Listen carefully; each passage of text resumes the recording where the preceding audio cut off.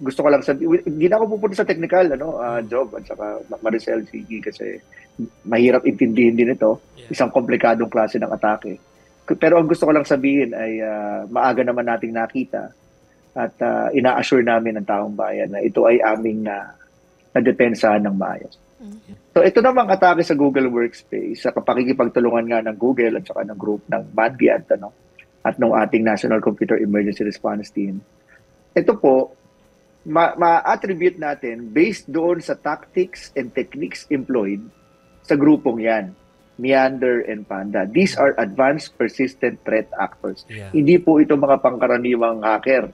Halimbawa, nagalit ka lang sa isang government website, babaguhin mo yung webpage, no?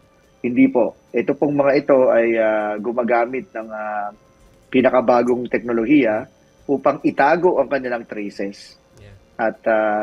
At ginagamit kung ano yung mga tinatawag nating zero-day exploits, mga klase ng kahinaan sa sistema na hindi pa rin natutuklasan ng mga researchers.